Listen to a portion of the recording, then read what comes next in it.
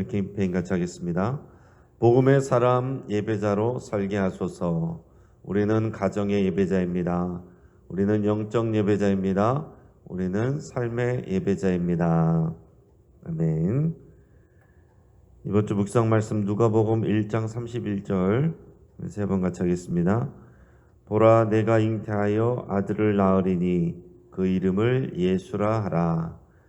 보라, 내가 잉태하여 아들을 낳으리니 그 이름을 예수라 하라. 보라, 내가 잉태하여 아들을 낳으리니 그 이름을 예수라 하라. 아멘. 하나님께서 오늘 우리에게 주시는 말씀은 욥기 29장 1절부터 25절까지의 말씀입니다. 자, 오늘 본문을 통해서 그리운 시절 이런 제목으로 말씀의 은혜를 같이 나누겠습니다. 세월 앞에 장사가 없다라는 말이 있습니다.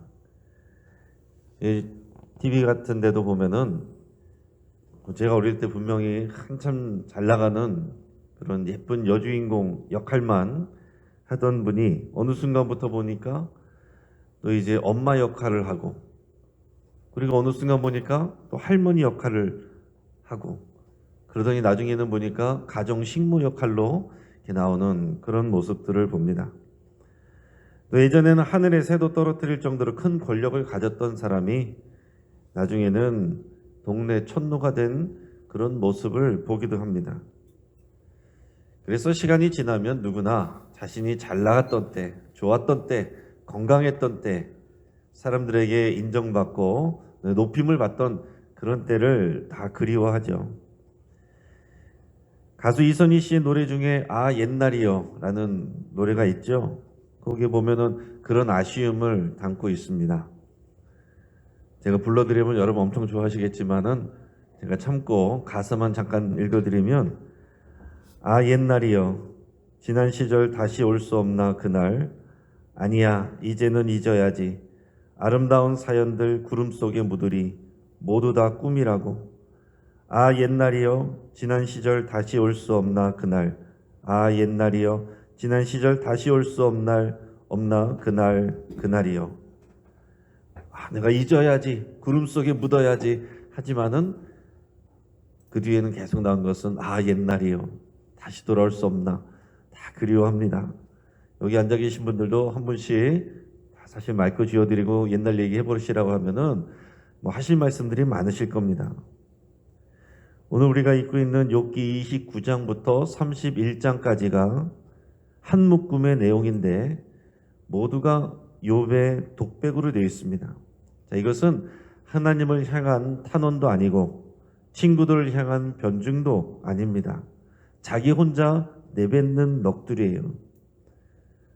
자신이 지나간 세월, 지금 아프기 전에, 고통받기 전에, 이런 재앙이 찾아오기 전에 좋았던 그 시절을 오늘 특별히 본문에서 그리운 그 시절을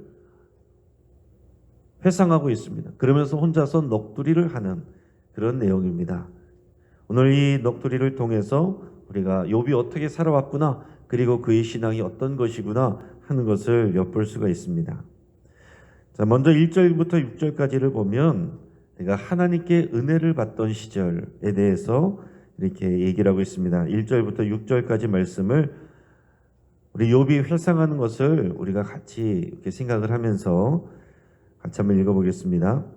욥이 풍자하여 이르되 나는 지난 세월과 하나님이 나를 보호하시던 때가 다시 오기를 원하노라.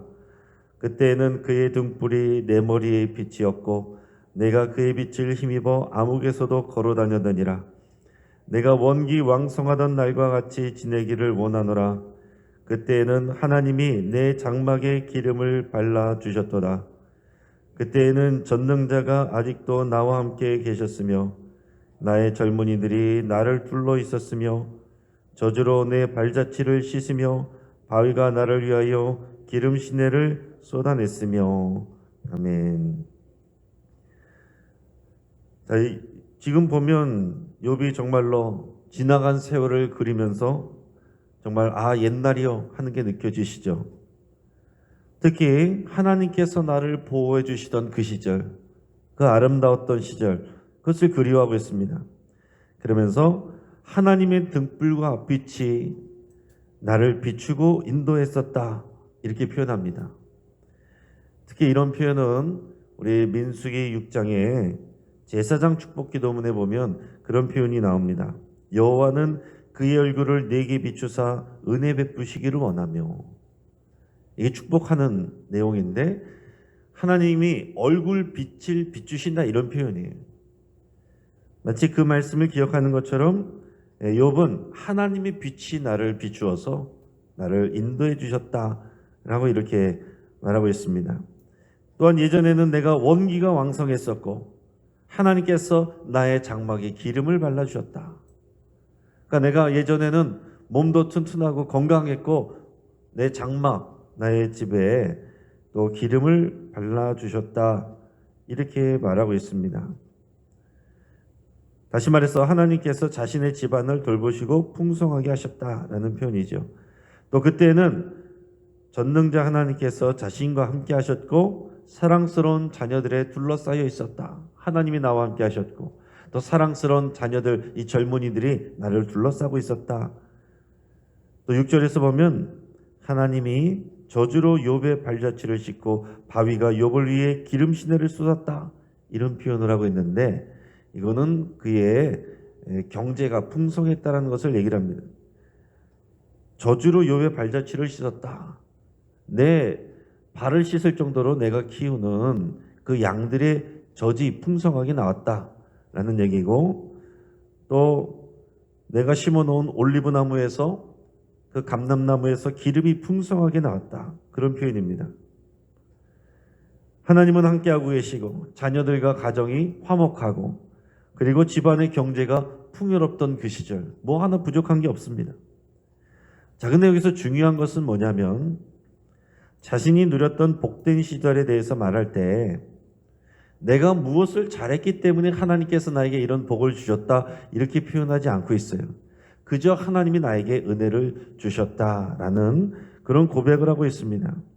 그러니까 하나님께서 나에게 은혜를 주시고 복을 주신 것은 인과응보적으로 나에게 응답으로 주신 것이 아니라 그저 나에게 하나님께서 은혜를 주셨다는 것을 고백을 하고 있는 것입니다. 여러분, 이것이 욥기가 말하는 반성적 지혜에서 말하는 하나님의 은혜예요. 복을 주시는 것도 하나님이시고 가져가시는 것도 하나님이시고, 이게 욥의 고백입니다. 내가 이렇게 했으니까 내게 복을 주셨고 내가 뭘 잘못했으니까 가져가셨고, 이거는 욥의 친구들의 얘기고, 여기서 더 올라가는 것은 내가 누린 것은 다 하나님의 은혜였습니다. 내가 뭐 잘해서가 아니라 하나님이 내게 은혜를 주셨으니까 내가 그런 시절을 보냈습니다. 지나고 보니까 모든 것이 다 하나님의 은혜였고 당연한 것이 하나도 없었습니다. 이 고백을 지금 욥이 하는 겁니다. 그러면서 7절에서 10절에서는 내가 하나님께 복받던 시절에는 사람들과의 관계도 좋아서 사람들에게도 내가 존경을 받았던 그 시절을 또 노래하고 있어요. 우리 7절에서 10절까지 말씀을 같이 읽어보겠습니다. 그때에는 내가 나가서 성문에 이르기도 하며 내 자리를 거리에 마련하기도 했느니라. 나를 보고 젊은이들은 숨으며 노인들은 일어나서 서며 유지들은 말을 삼가고 손으로 입을 가리며 지도자들은 말소리를 낮추었으니 그들의 혀가 입천장에 붙었었느니라. 아멘. 자, 이게 눈에 좀 그려지시죠? 예전에는 욥이 집 밖으로 나가서 성문에 가면은 거기 다 이르기도 전에 사람들이 일어나서 다 자리를 마련해 줍니다. 그리고 성문은 어떤 것입니까? 이 마을의 중요한 재판을 하는 것이고 중요한 일을 의논하는 그런 곳이기도 하고 결정하는 곳이기도 합니다. 그러니까 욥은 그 마을의 지역의 리더였다라는 얘기예요. 그 지역의 리더들이 모이는 자리에서 욥이 가면 사람들이 다 이제 욥을 모시고 그의 자리를 마련해주고 그랬다는 얘기죠. 욥을 보면 젊은이들이 그 겸손의 표현으로 자리를 비켜줬다. 여기서 본문에 보면 젊은이들이 숨었다라는 것은 보기 싫어서 어디 숨었다는 그런 말이 아니라 자리를 비켜줬다, 그런 표현입니다. 또 노인들도 앉아서 맞이하는 것이 아니라 일어나서 욥을 맞이했다는 거예요. 또 마을의 유지들은 욥 앞에서 겸손히 행하면서 자신들의 말을 조심했다, 입을 가리고 조심했다라고 말합니다.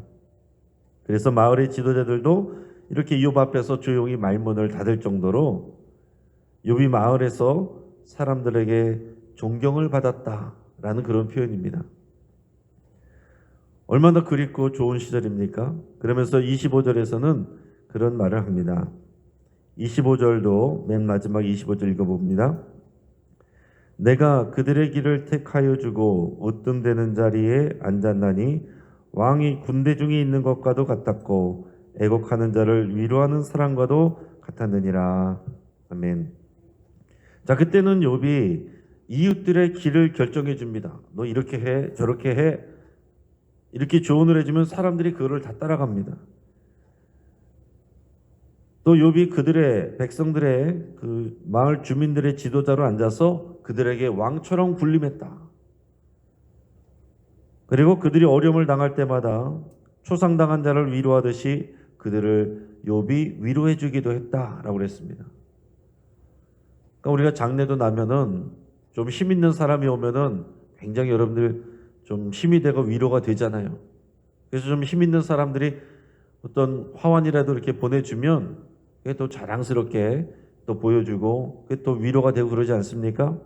욥이 그런 사람이었다는 거예요. 우리는 여기서 주목해야 될 것이 있는데 지금 욥이 회상할 때의 순서가 중요합니다. 자, 우리 같으면 여러분 일반적으로 우리 같으면 어떻겠습니까? 지금 말한 내가 잘 나가던 그때 사람들이 나를 다 우러러보고 나를 존경하고 내 말을 다 귀담아 듣던 그때를 먼저 얘기하지 않겠습니까? 내가 얼마나 잘 나갔었는지 그걸 먼저 얘기하지 않겠어요? 근데 지금 욥은 어떤 때를 먼저 회상했습니까? 하나님이 나에게 은혜를 주시던 때, 그리고 그 다음에 내가 사람들에게 존경을 받던 때. 여러분, 이것이 욥의 인생의 우선순위입니다. 하나님과의 관계를 가장 우선적으로 여기고 있고 그 다음에 사람들과의 관계가 오는 거예요. 내가 하나님과의 관계를 소중히 여기하고 그리고 하나님을 내가 사랑하고 하나님을 경외하고 그 말씀을 따라 행할 때, 그리고 하나님께서 나에게 복을 주신 것을 사람들이 다 보면서 그런 사람들이 나를 존경하고 존중해 줬다는 것입니다. 이게 그야말로 규범적 지혜대로 살아서 하나님께서 은혜와 복을 주시는 그런 가장 모델이 되는 사람이 욥이었던 것입니다. 하나님을 사랑하고 경외했더니 하나님께서 은혜와 복을 주시고 사람들에게도 존귀하게 되는, 이게 하나님이 주시는 은혜이고 복입니다. 그러면서 욥은 이제 자신이 이렇게 하나님의 말씀을 따라 의롭게 살았던 때를 또 회상을 하고 있습니다.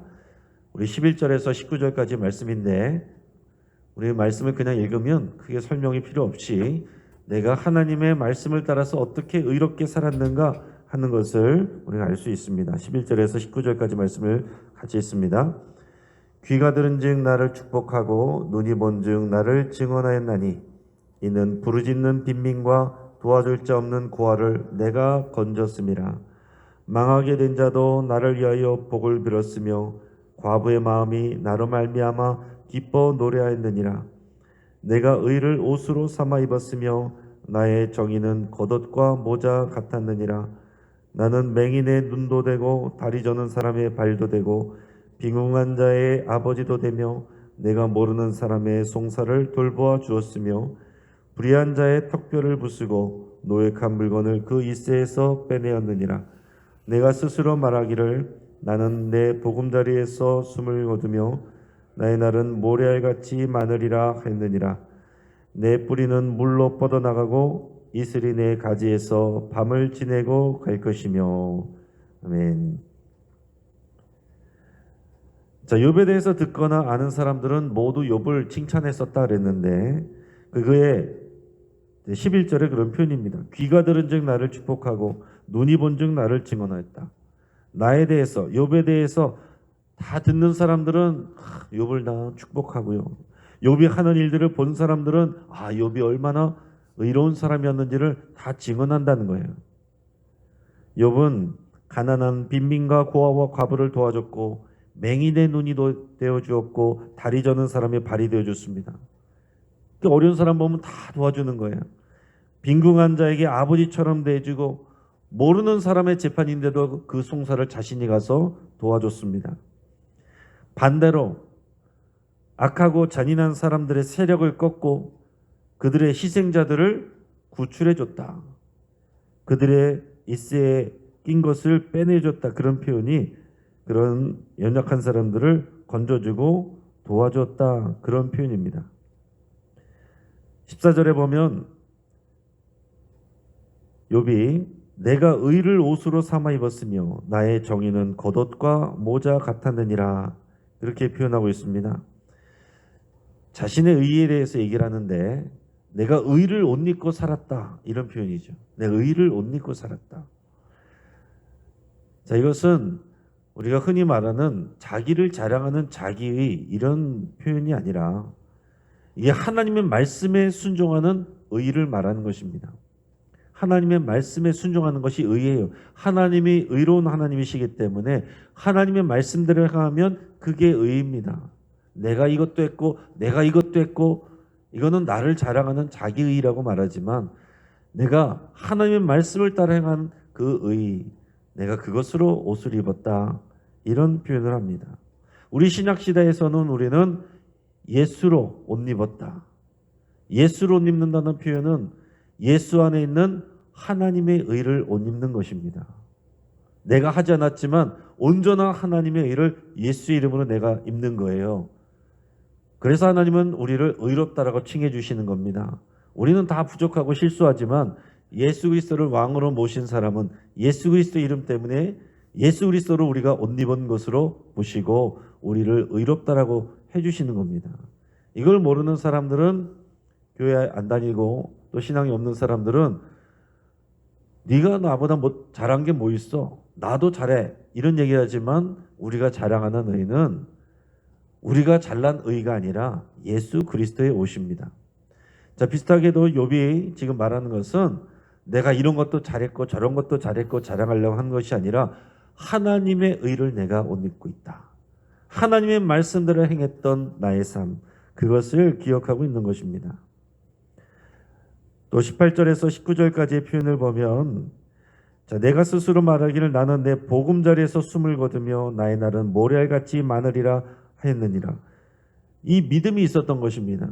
이게 뭐냐면 내 보금자리에서 편안하게 평안한 내 인생을 여정을 마무리할 것이다 생각을 했고 나의 날은 모래알같이 많으리라. 내가 장수하리라 이렇게 생각을 했습니다. 내 뿌리는 물로 뻗어나가고 이슬이 내 가지에서 밤을 지내고 갈 것이다. 되게 생각나는 말씀이 있죠. 우리 시편 1편을 생각나게 합니다. 시편 1편 3절에 보면 그는 시냇가에 심은 나무가 철을 따라 열매를 맺으며 그 잎사귀가 마르지 아니함 같으니 그가 하는 모든 일이 다 형통하리로다 그랬습니다. 의인은 어떤 사람입니까? 여호와 하나님의 말씀을 사랑하여 주야로 그 말씀을 묵상하고 죄인의 길에도 따르지 아니하고 하나님의 말씀을 따라 살았더니 하나님께서 그 사람의 뿌리를 시냇가에 뻗치게 하셔서 철 따라서 잎사귀가 푸르르게 하시고 열매를 맺게 하셨다. 이게 시편의 그런 고백이고 이게 규범적 지혜의 가르침입니다. 그러니까 하나님의 말씀을 사랑하고 그 말씀대로 따라 살아가는 의로운 삶을 살 때 하나님께서 그를 형통하게 하신다. 그런 표현이죠. 그래서 내 자신이 그렇게 될 거라 생각을 했고 그 앞에서 고백한 것은 그런 삶이었다는 것을 말하고 있습니다. 그렇지만은 내가 그렇게 생각했었다라고 말하는 것은 그러나 지금 생각지 못한 고난의 상황 가운데 있는 것을 지금 반영하고 있어요. 욥은 그런 사람이었습니다. 시편 1편에 나와 있는 그 말씀대로 의인의 표본 같은 사람이었어요. 하나님도 인정하는 그런 온전한 완전한 의인이 이런 욥이었는데, 그런 형통함도 누리고 사람들에게 존경도 받던 시절이었는데 그게 다가 아니더라는 거죠. 그런데 지금은 까닭 없는 고난과 고통 가운데 있는 것을 지금 생각하고 있는 것입니다. 그리고 그것이 인생인 것을 우리에게 보여주고 있어요. 자, 시편 1편대로 되는 것, 이게 하나님의 약속이고 그렇게 되는 것이 우리의 또 기도 제목입니다. 하나님께서 그런 은혜와 복을 주세요. 그런데 그게 다가 아니란 얘기죠. 우리의 기도는, 우리의 바람은 그렇게 편안하게, 무탈하게, 형통하게, 어려움 없이, 아픈 것 없이 내 가족들 다 건강하게 그렇게 우리가 여생을 마무리했으면 하고 우리가 기도를 합니다. 하나님께서 우리의 그런 기도를 들으시고 응답도 해주세요. 그러나 거기에서 멈추는 것이 아니라 그 이상의 무언가가 있다라는 거죠. 우리가 하나님께서 그 무언가, 그 위에, 그 이상의 자리로 우리를 초대하실 때가 있는데, 그래서 우리는 황당해하고 고통스러워하고 놀라고 힘들어할 수도 있지만 거기에도 하나님의 뜻이 있는 겁니다. 그것이 우리의 인생이에요. 네, 말씀을 정리합니다. 욥은 자신의 좋았던 때를 회상하고 있습니다. 하나님의 은혜를 누렸고 하나님을 경외하며 그의 말씀을 따라서 살았더니 사람들에게 존경을 받습니다. 모든 것이 완벽했고 행복했었습니다. 이것은 하나님의 약속이고 그 하나님의 약속대로 사는 표본 같은 삶이었어요. 욥은 하나님과의 관계를 가장 중요하게 여겼고 그 다음이 이웃과의 관계입니다. 하나님을 가장 사랑했더니 사람들에게도 존경을 받는 삶이 되는 거예요. 하나님을 사랑하기 때문에 그 이웃들에게도 의를 행하였던 그런 삶이에요. 그는 자신의 이름을 자랑하는 게 목적이 아니라 하나님의 이 정의와 공의를 사랑하고 그 말씀대로 실천했던 삶을 회상하고 있는 것입니다. 의인은 하나님의 은혜를 받고 또 관계와 재정의 복도 받습니다. 욥이 그랬어요. 하지만 까닭없는 고통을 받을 때도 있습니다.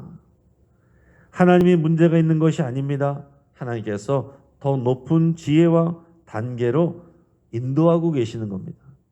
그러니까 우리가 형통할 때는 하나님께 감사드리고 하나님의 은혜입니다. 이렇게 고백하면 되고요. 어려움 당하고 이해되지 않는 일이 있을 때는 그럴 수도 있고 이 가운데서도 이해 못할 하나님의 선하신 뜻이 있고 나를 인도하신다라는 그 믿음의 고백이 있으며 그 가운데서 우리 자신을 돌아보는 그런 이런 반성적 지혜가 필요하다는 얘기입니다.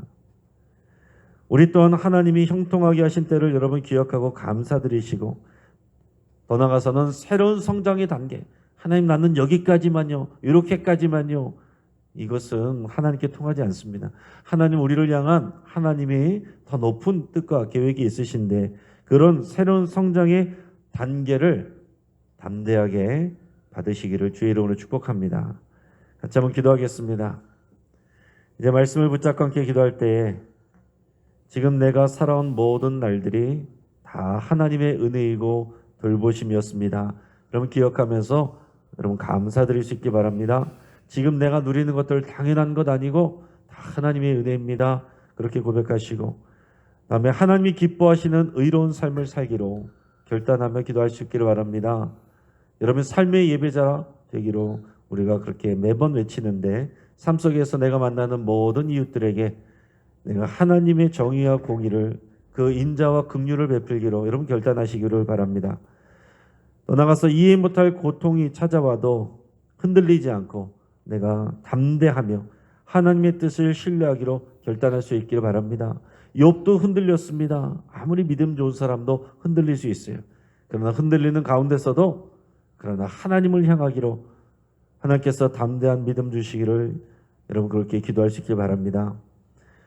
우리 주주글로 가정예배 회복을 위해서 여러분들의 가정을 위해서 하나님이 기뻐하시는 가정재단 되기를 가정이 교회 되기를 위해서 여러분 같이 기도하시고 우리 주변의 환우들을 위해서 여러분 같이 간절히 우리 위해서 기도해 주시고, 우리 변영순 군사님, 최은숙 군사님 위해서 많이 기도해 주시고, 또 주변에 아프신 분들, 또 여러분들의 병증을 치유를 위해서 같이 기도하기를 바랍니다. 우리 마지막으로 구역 모임의 활성화를 위해서 함께 기도하면서, 우리가 교회는 이 소그룹이, 구역 모임이 잘 돼야 건강하고 또 부흥하는 것입니다. 우리 구역 모임을 통해서 우리 하나님의 사랑을 같이 경험하고 나누는 살아있는 구역이 될 수 있기를 위해서 함께 기도하겠습니다. 우리가 합심해서 주여 한번 부르짖고 여러분 힘있게 소리내서 함께 기도하겠습니다. 주여!